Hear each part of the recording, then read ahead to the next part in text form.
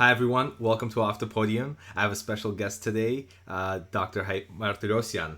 Haig, welcome to Off the Podium. Thank you, Tigran. What a pleasure to be here. I don't even know where to start with your career because you have so many things that you've done and so many different things that you've done. Organist, composer, conductor. You are the dean of University of Tampa, and administrative wise, you've done so many things. Tell me a little bit about the past, whatever comes to mind. Some of the highlights maybe. That's a good question, Tigran. I don't know where to start either because much of what I've done, and thank you for listing all those things, but much of what I've done has been almost coincidence in a sense. You begin at some point, you work towards something, and then you get these unintentional detours, which lead you in various directions. And then what happens at a much later point is the attempt to try and figure out how these things all belong together in one person, in one career, in whatever. And at my age, I'm old, so you should probably tell your listeners that you're talking to someone here who's really ancient. But the fact of the matter is that when you do have a longer view on this, you start understanding that maybe what you believed when you were 18 years old, especially in saying that you wanted to be a virtuoso and a performer, may not have been the exact track that was going to unfold before you. And that's where I began. My first instincts were to be a performing organist. And I honestly thought at age 18 that an organist could have a concert career. And one could live on that concert career. You'd perform, you'd record a little bit, you'd teach a little bit, and it would be that kind of lovely and charmed life. As any young pianist or violinist or singer or even an organist would tell you, that's a route for only a few very chosen and very talented people. So in my case, it was very quick that I started becoming interested in other things because I immediately saw that if I just focused on one thing, my life itself would also be very narrow, but so would my opportunities. So I diversified musically. I became very interested in conducting. I had always been a choral conductor. That was in the family. My mother was a choral conductor. So I understood that idiom well. And I coveted those opportunities to do any orchestral conducting of any kind. I would volunteer for things. And that was, a liberalizing experience, certainly, because that, I think, gives you a route toward thinking more deeply about more complex, more colorful, and more sort of broadly construed music from a lot of styles. And so it was one step after another musically until one day I got an administrative or a teaching job at a university, an American university in Washington. And after a couple of years, they were after me to start doing some administrative things. And I resisted this as long as I could. But finally, I decided to be a team player. And from that point on, I was more or less branded as the evil administration, which eventually led here to Tampa. So that's kind of the picture of how I progressed through this map. Reading about you, I realized there was a Soviet American Organ Festival, which was surprising to me. What was this about? Well, that was a very interesting story. It's funny that you should pick that up. It was the only one that ever happened because the Soviet Union ended the year after we did this. Oh, wow. This was 1989. So I had a colleague, I still have a colleague in Bonn, Germany. And I had played in Bonn several times, and I had known this fellow. And he'd always had this dream of trying to bring East and West together. So he coined the idea of bringing two Soviet players, a player from Moscow, a Russian, and a Ukrainian, a player from Kiev, and two Americans. And he contacted me and he said, you and one other person. So I suggested a person who's just retired as the head of the organ department at the Peabody Conservatory in Baltimore, Don Sutherland. Don's a fine player. And so for this 1 week in 1989, we all got together in Aachen, Germany, and we each did something of the other culture, of the other place. So we would play whatever program, and then I played one piece by a composer named Kushnyarev, who I think it was actually Kushnarian, but had written an organ sonata. And the reason I suspect it was Kushnarian was that was the name of my mother's piano teacher in her youth too, and he was from Armenia. So I think that there was a definite connection there. I played that. The fellow from Kiev played some Gershwin on the organ, which was a bit of a stretch of a transcription, but it was very interesting. And so we had the opportunity of talking together, of playing these concerts on 4 nights, of having panel discussions and so forth. And there was a lot of media coverage. The Germans were very interested in this. There was coverage from Belgian radio. Wow. There was somebody there from one of the French networks. So it was very exciting. And no sooner had we done this than everything politically changed in 1990, and there was no more Soviet, and therefore there was no more Chapter 2 of this festival. Yeah. How do you manage all these different things? You have recorded, I don't know how many CDs at this point, or you've also done a lot of reviews and you've written a lot, and the administrative position. How do you manage all of this? I tell you how I'm going to manage it. I'm just retiring now from the university, so I'll have a lot more time to do the other things, especially the writing part. But that's another vector. You mentioned things that I was doing. I also got sucked into writing reviews. I had actually very early on written for a newspaper in Baltimore, and I was writing concert reviews for the paper as a very young person. I was just barely into graduate school at that point. But following that, about 3 or 4 years later, I got invited to write record reviews, disc reviews, for a journal called Fanfare, which is still published, and it's, I think, at least it was back in the day, the world's largest recording review magazine. So I did that for many years, and then I got asked to write for my own profession in the American Organist, which is the journal of record. And I wrote, again, recording reviews, book reviews, new media reviews, and ended up writing an op-ed critical column, opinion column, for about 10 years. And just coincidentally, if I may be so crass, that is just now some of the entries in that column, some of the journals that I wrote, have just been published in a book, which is called Vox Humana, the world of the organ and those who play it. Wow. So this has kind of gone full circle. I don't do any more reviewing. That took a lot of time, and I really stopped doing it once I became a dean. But I did manage to pull together this book from much of that writing, with updates and further. So after retirement, in a couple of weeks, I'm going to turn my attention to a few other book projects and writing projects. You know what the interesting thing about reviews, and I have friends who currently do various online blogs, they struggle with the positive and the negative.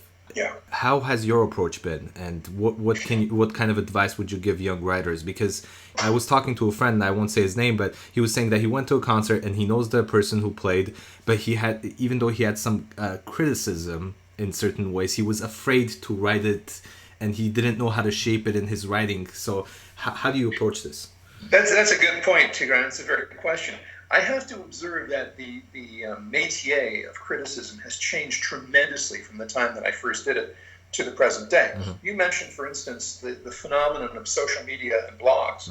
Anyone today can be a critic.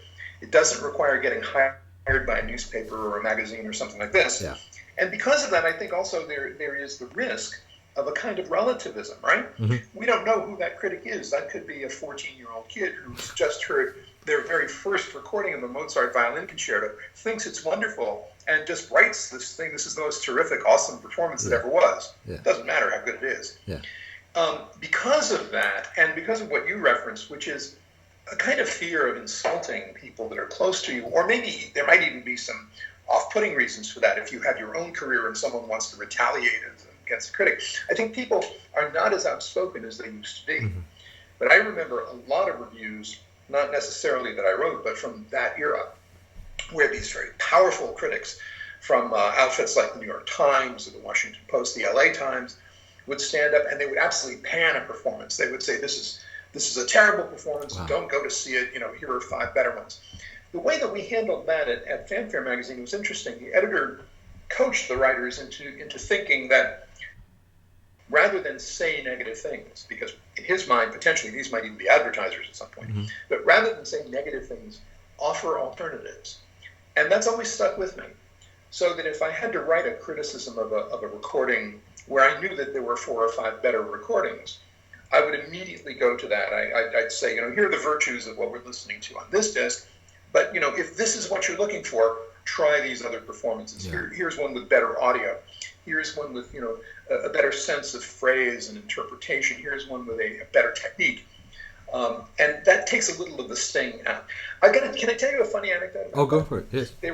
There was a a review that I wrote of a complete set, a set issued of all Bach's organ works. Mm-hmm. Now, this has been done dozens of times. There's nothing unique about offering this. And I did precisely that. It wasn't a very good performance at all. It was adequate. But when you play in that league, you have to be a lot more than adequate. So I said in that review that there are many excellent performances of this music. This entry has just come along, and there are other ones to look at, and they are great, but this is not one of them. Mm-hmm. The performer read this, and he wrote an irate letter, and actually attempted to get a concert that I was scheduled to play in his locality canceled. Mm. And so there was some retaliation there because of it. But about a year later, Tigran, mm-hmm. there was an advertisement in one of the journals, a full-page advertisement of this boxed set. And in it, it said a quote from me in Fanfare magazine, writing, "There are many excellent performances of Bach's organ music, ... This one is among them, ... And he had cut out every other word that would have made it the other meaning and completely flipped the meaning. So there you are. Those are the consequences of positive and negative. Yeah. But I do lament a little bit that people can't speak their minds as freely without malice, without being mean. It's perfectly okay to say, you played that Beethoven sonata tonight, and it wasn't your best night. It wasn't the best interpretation. I await the next one you're going to do. Yeah. This may not have been it. Yeah. A lot of people outside of music, again, I told you earlier, I listen to a lot of podcasts, say that universities are now a place where it's tough to have an opinion. As a dean of a university, having worked in a university setting, having gone through all that college experiences that you've gone through, what are your thoughts, if you don't mind sharing, about this, whatever is happening in the university setting? Is it truly that bad now? Well, it depends on who you are. Mm-hmm. I think it's easy to have an opinion, for instance, if you're a student. Mm-hmm. I think we respect student voices tremendously. And as long as it's a defensible opinion, that's fine. Mm-hmm. There are a lot of cases of, for example, political speech mm-hmm. that are very sensitive. Mm-hmm. And in the classroom, I think it's the obligation of all of us involved in an academic setting to create a safe place where all of these ideas can be put out there and can be discussed freely, mm-hmm. Again, without threat. And as long as it's civil, I mean, I think that's the most important thing, is to be civil. It's harder to do that as a professor, because as a professor, there is this kind of horizontal relationship where you are somehow a voice of authority. Yeah. And so if you voice a political opinion, which is perhaps unpopular, whereas a student doing that would just be one amongst many and it would be open to debate. Mm-hmm. If it's a professor in a classroom, it is the voice in that classroom, and it becomes much more difficult than to take that in a kind of objective way. Yeah. And that's why I think it is a little bit more difficult in a kind of relativistic era where everyone's opinion counts. Yeah. It should count. Yeah. For any voice like that to stand forth. But what's really interesting is the further up the food chain you go, the harder it becomes. Mm-hmm. There are faculty members who don't like hearing the dean's opinion, for instance.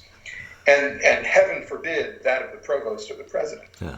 And so we have to be very careful in how we constantly go back to this concept of collegiality and collaboration. Yeah. And I think that's the most important thing. If you have true collegiality, you can have those differences. Yeah. You can voice those opinions, and you can have mutual respect of those opinions.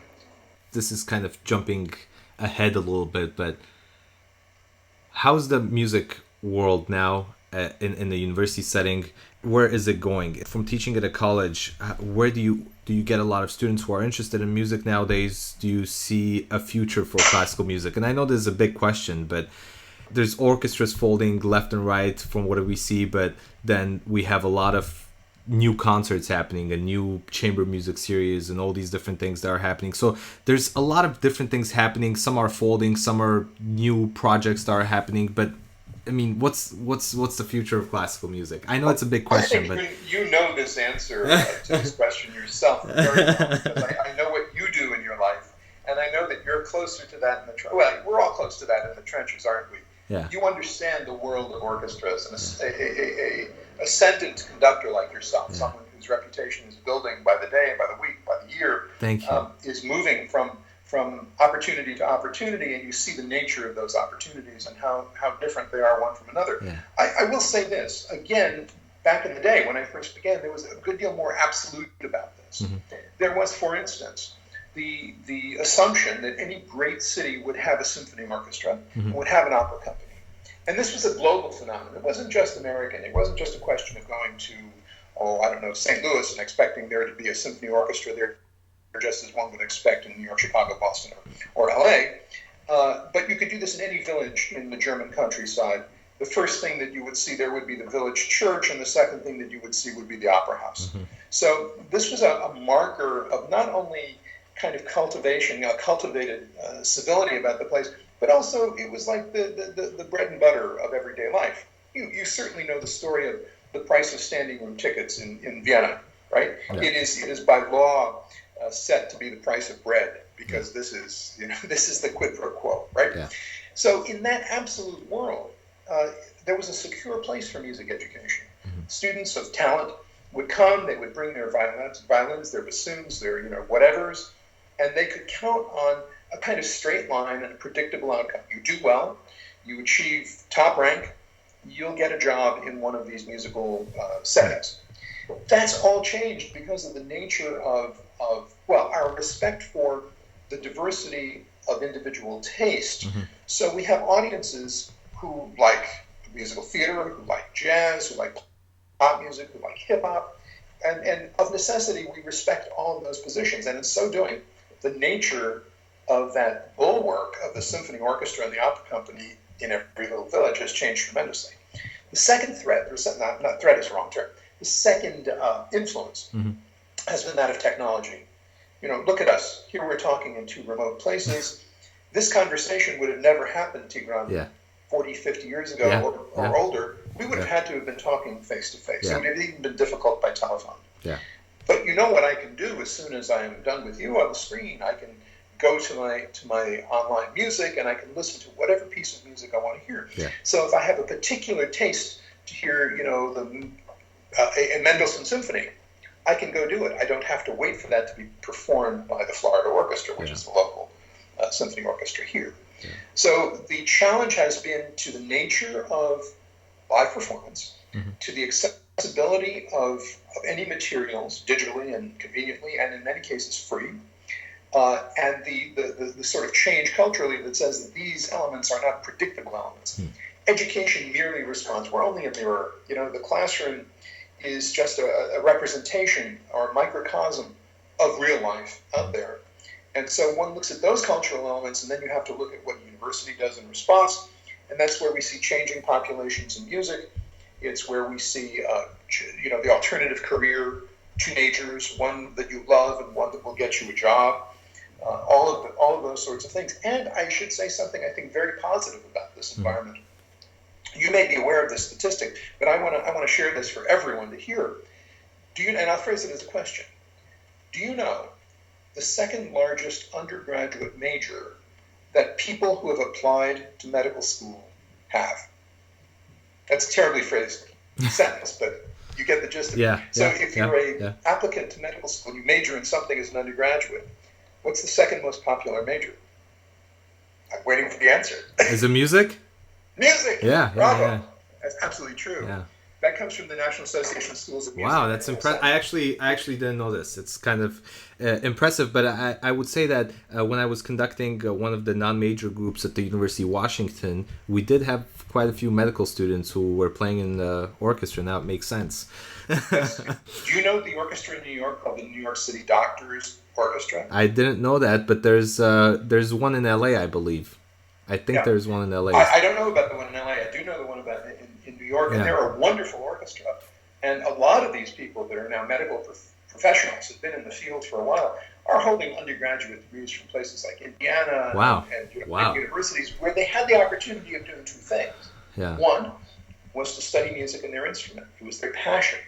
The other was to take those science courses and whatever else that would give them the knowledge that they would need to go into the profession. And then the synthetic part of this, and this is the most important part of the conversation, I think. The synthetic part of it is that these two things have somehow merged. And that later in the career, they can play a Brahms symphony sitting in an orchestra like that and see something in that, feel something in that, which is akin to what they do when they are dealing with medical science. Yeah. I understand that connection, I think. Yeah. There is something obviously intuitive about music making. And in my mind, the best medical professionals are not just those people who will do this with the numbers, who will do it with the data, but who have a sense, an intuitive sense of what it is to heal. And bringing this together makes great sense. So we have an opportunity, I think, in this brave new world of music study to go out and not only find a new audience, but in fact to cultivate a new meaning, a new connection for the musical arts themselves. Yeah. What do we say to people who want to get audiences in the halls? And I know you said, it's a new world and all of this, but does that mean now we don't do we need concert halls, or do we just use this new technology to maybe stream live music online instead of expect people to be at the concert halls, which is sometimes inconvenient to be at the concert hall? Or maybe you might want to hear the Seattle Symphony, but you're in Florida, so maybe streaming is a new way. But what should we expect? It's very interesting you mentioned the Seattle Symphony and being in Florida. On one of my social media platforms, I can't recall which, I follow the Seattle Symphony. I don't know why, it just came up because I think I once watched them streaming something. And from that point on, I was interested in the orchestra. So there's a very good example of what you're talking about and the power of particularly social media to connect us with these organizations. But let me say something else. So here I live in Tampa, Florida, but I grew up in New York City. And for me, that's still in my heart of hearts. It's home. I haven't lived there since, 50-something years. But the fact of the matter, that's always been home.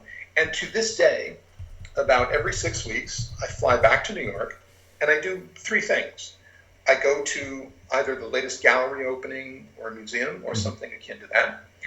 I go to a performance of either the Philharmonic or the Met, or maybe a Broadway show, and I go to my favorite restaurants.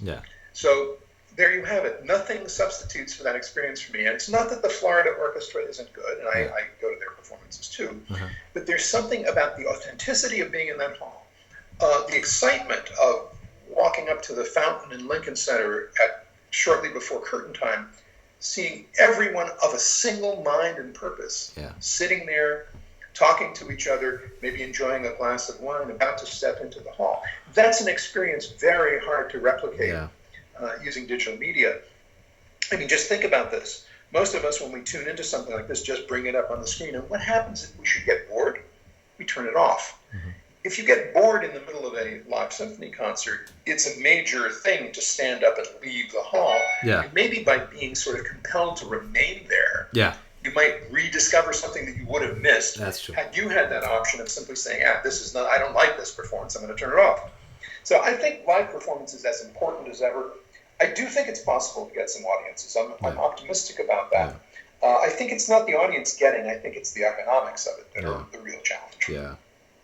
So the young people naturally have a hard time attending some of these concerts because they are quite expensive sometimes, especially the major symphonies in the big cities are sometimes expensive to get to, especially as someone who might not have enough money to pay for certain things. And here you are, you're trying to pay $50-$70 to get into a major symphony concert.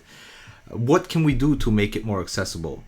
The experience I have is that many such people can get free tickets. They're just invited. Like we do at this university, for instance, we have relationships with various arts organizations, not just the symphony, but the museums and others, where there are blocks of tickets made available. And not only to individuals, when you show your student ID card, you get it for a very nominal fee.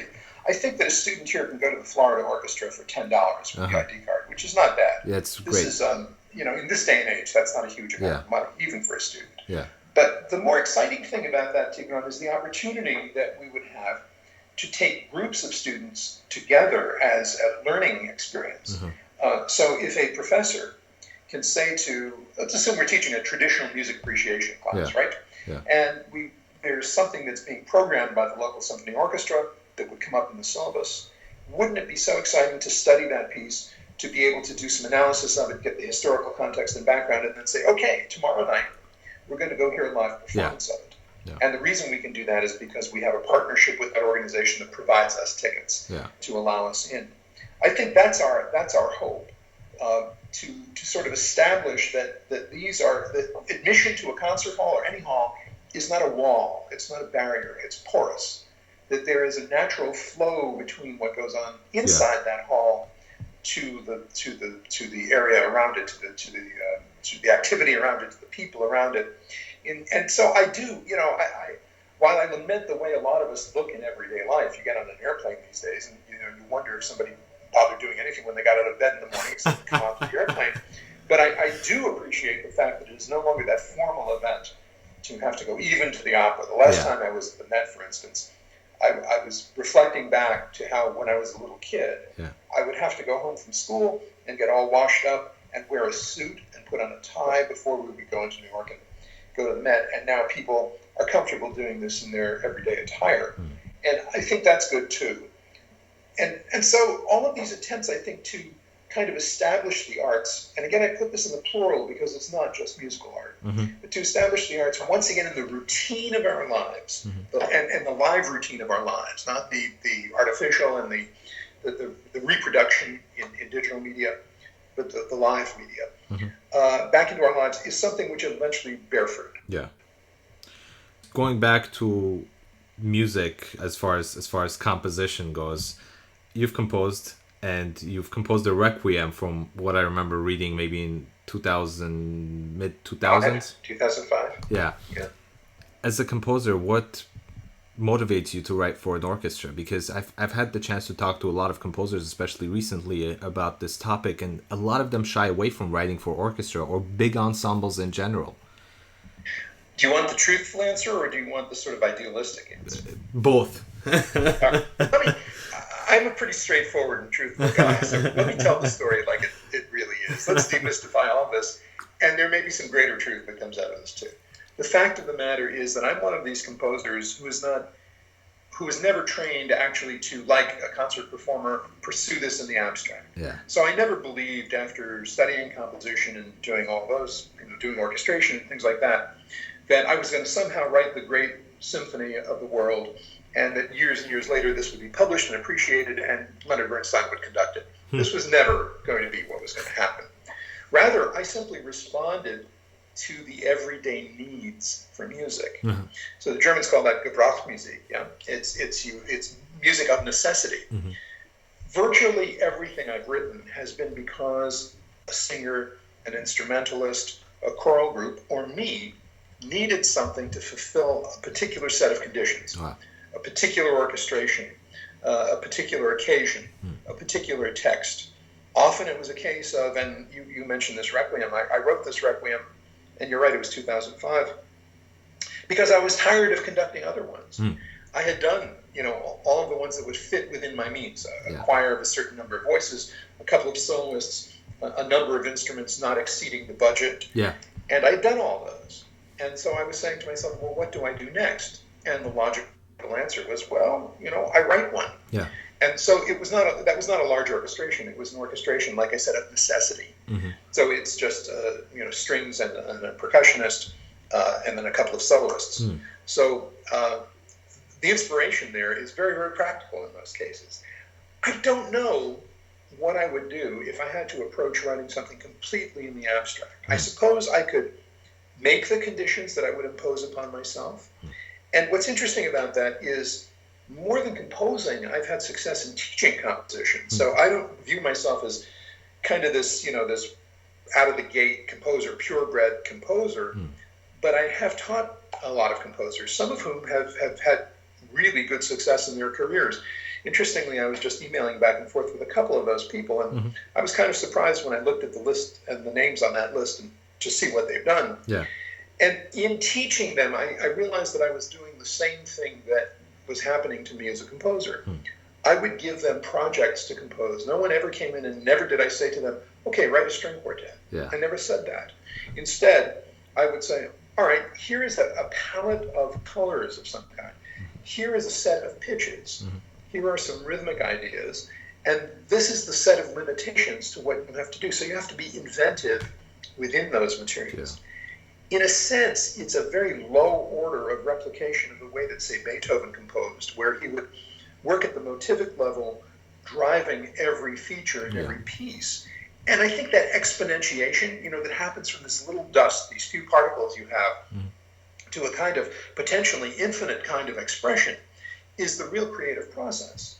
So the other half of your question about inspiration, how do you get inspired to write for a big orchestra, for instance, I think is to set out those particular limitations and then work outward from them. Yeah. Honestly, when I listen to a Mahler or a Strauss or some of the biggest orchestral textures that one can find, I am more drawn to those little atomic shapes and ideas which then explode and grow and grow. It's not a question that Strauss has 8 horns on the stage, all playing full bore, but rather that idea that they're playing worked its way up from something very small to something which could then, as a culmination, be put out there with this powerful force of a huge horn section. Yeah. All of this made me think about the past now for some reason, and I just sometimes I have a hard time talking about it because of the connection already, the Armenian connection. Yes, of course. But I would love to hear a little bit about the story, and this is going back again, but if you don't mind sharing maybe the story of your parents or just your Armenian background and how it influenced you, if you have anything that you want to talk about. I mean, what I can tell you, and this is something that I'm sure you know, I don't know your family background, but I'm positive that there are a few threads in this that would resonate with mine. So my father and my father's side of the family were survivors from the genocide. They escaped, and eventually my father came to this country. My mother was born in New York, and the way that my mother and father met is really a key element in this. My mother was a musician, and she had a music degree from NYU, and she taught school. She had a music education degree, but she also conducted choruses. And one of the choruses that she conducted early on, this would be back in the 1930s actually, was a group that she called the Armenian National Chorus, because she was very close to Armenian music. She had been accompanist for a number of pretty well-known figures. She had met Krikor Suni, for example, who was a fine composer, and had known Gomidas, our hero, our Bartok. And so she was very, very close to the center of this. And my mother and father met in that group. My father was singing in it, and my mother was conducting it, and there we were. So what happened was we had this kind of this crucible, if you will, in our family, in our household, of, on the one hand, really excellent music. My mother was very good at what she did, and I have to say that my father was perhaps one of the most discerning ears for music, although he was a non-musician, he was in business. But he could hear things in music with great detail and great discernment, and he could tell you if there was something wrong with a given performance or there was something great about it, and he would know why, and he would gravitate to these things. And he had also very briefly been schooled in Italy.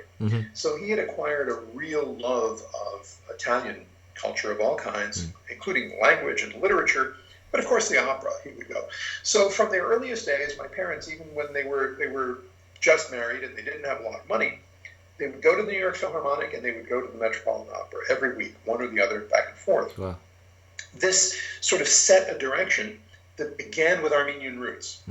So interestingly, all of my young life, there were great musicians around the house. For example, dinner on Sunday afternoon, Lucina Mara from the Met used to drop by every now and again. Ili Trikesian, who was the great contralto, whose son I went to school with, was a neighbor and would come by.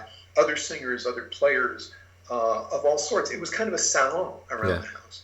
And the two common denominators were that they did great music and that they were Armenians. So amongst them were people like Maro and Anahid Ajemian. I don't know if you know that, but Maro and Anahid were a duo, pianist and violin, who had tremendous influence in the 1940s and 50s in new music, in cutting-edge avant-garde music making, and they were attached to a lot of the great composers of the time, the John Cages, the Henry Cowells, people like that. So this orbit was very much alive too. I could not escape that inoculation. So whatever it was that I was going to do in life, it was going to be branded by this experience, and it was a very particular experience. It was very moving that last summer when I was up in New York, there was an exhibit at the Performing Arts Library at Lincoln Center, which is New York Public Library, about Anahid Ajemian and her husband, by the way, who was a great jazz producer for Columbia Records, and a lot of photographic memorabilia and letters and things like this. And it was shortly after Anahid had died, at that point, George Avakian was still alive. Is George Avakian I'm sorry? He's still living, right? He's still. I think he just died. Am I wrong? I could be. Okay. I could be. I think that we just lost George, or maybe it was on one or the other. Okay. But just going through that sort of recreated for me this particular ambiance of my youth. It's a very good thing because it kind of it established in the minds of a lot of very important musical figures the place of Armenian culture and musical culture, but also with it, as you and I know, it's inescapable to tie to that our political history, our fate as a nation, as a group. And because of that, I think that the cause of things Armenian has been advanced tremendously through these musical voices. A guy like Alan Hovanes, who was also a friend of my mother's. They were close friends in the 1930s. There is a voice that's so well accepted in general musical circles as this kind of precursor of postmodernism, if you will. And yet it is completely apparent to anyone who covets his music and knows his music that this really comes from an Armenian soul and Armenian sources. I had a chance to talk to Alan Hovanes' wife a few years ago. She's, he spent the later part of his life in Seattle area. So his wife is still here, actually. She lives in Seattle, so had the opportunity to talk to her. I never met her. I did meet him one time. He was, odd story, my mother recorded for Westminster Records back in the 1950s. She had a crawl group, made several discs of Armenian music. And her record producer there was a guy named Kipnis, who was a great harpsichordist, Igor Kipnis. And Kipnis was doing a harpsichord recital one time in New York, and he was playing some harpsichord pieces of Alan Hovanes. My mother said, we have to go to this because you need to meet both of these people. And I did. And Alan Hovanes was there. We had a lovely chat. I had a score of a piece of his for organ, and he inscribed that and so forth. But it's one of those lovely small world stories because Igor Kipnis' son is a fellow named Jeremy Kipnis who does recording, very high-end sort of multimedia sorts of things and so forth. And he's married to a woman who was a former soprano of mine in a professional choral group that I sang. These networks always just sort of blossom and exfoliate and come back together. And that's one of the great things about what you and I do. The relationships that we establish with our colleagues, with our friends, just are there forever. They just last and last and last. And it's the joy and the beauty of doing music together, which I think then leads to the art of being together, frankly. Yeah. I hear you talk, and I could just hear you talk forever because I now understand. I mean, I understood before, but now I understand even more why you've been so successful in everything you do, because you're such an inspirational person. And thank you. What advice would you give young musicians for their career? A non-musical advice, maybe. Well, I think it's very simple. It's very simple. You have to follow that which excites you the most, because that's the thing at which you will be the most successful. If someone said to me, you have to be a stockbroker, and in fact, my father said, grow up and own the company I own, you'll be set for life. And I chose not to do that. I took my own route because the thing that I had the passion for was music. For anyone who believes that music is their passion, I think they need to follow it because everything else will come from that. Trust me, if you do this and you do this well, you will never be penniless. You will find ways of being able to be a musician either full-time, part-time, or avocationally. And therefore, the gladness that you will derive from that is... And I would say that, by the way, in any of the humanities or the arts, if your passion is, the 19th century novel, dare to be an English major and study that. Other things will come. You can go to law school. You can do all of those other things that will then get you a career of some kind, but you'll be a better lawyer because of that, because you will be a better person because of that. That would be my advice. Do what excites you. Do those things that you love. Everything will follow. Yeah. And another typical question I have is all the things that you do in music, what are some things that you do that are not music related? Well, I'm sitting at my desk here at the university, and I'm finishing writing an annual report. And I'm taking care of a few issues that have to do with various faculty members and vacancies and things like this. So I am in this administrative world That occupies a lot of my time, so I do it. If I were to admit to you secretly that there are days when I really enjoy that, would I be run out of town? I'm supposed to say, this is terrible, it's drudgery, free me so I can go practice this afternoon. Yeah. Trust me, I will go practice this afternoon, but there are times when you just do something, even in an administrative context, suppose in a business context, where you've done it right, you've done it well, and one derives satisfaction for that. So whatever I do, and most of it is involved with the arts and is involved with, obviously, university administration at this point, I've always subscribed to the theory that if you do it well, some art will come out of that. So for me, it's doing anything artfully.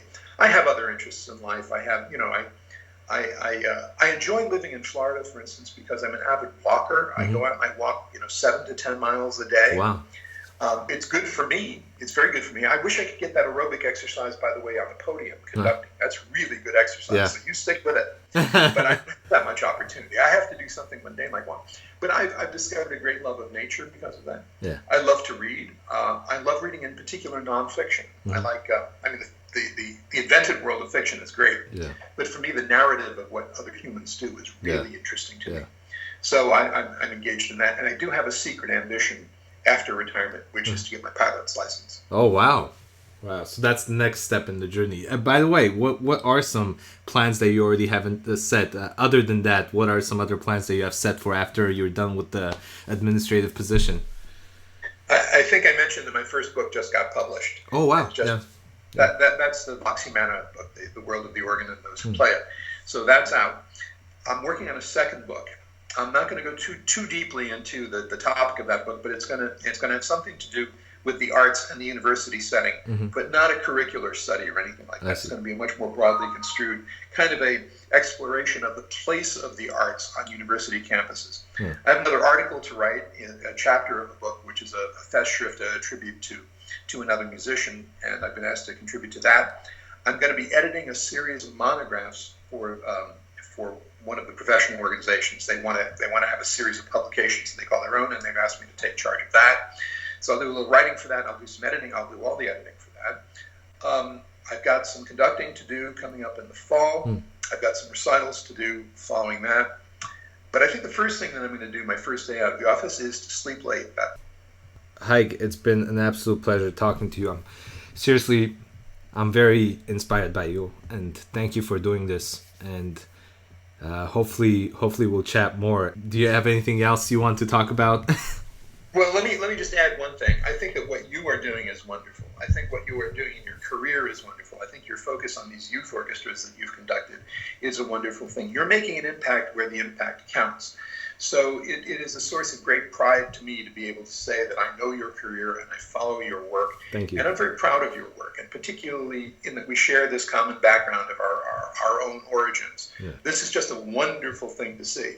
So I thank you for including me on this podcast. Your interest in doing this podcast and the kinds of things that you're talking about, I think will really serve us well in the same way of the other things that we've been talking about. Yeah. Outreach, communication, contact, conversation, dialogue with all of us.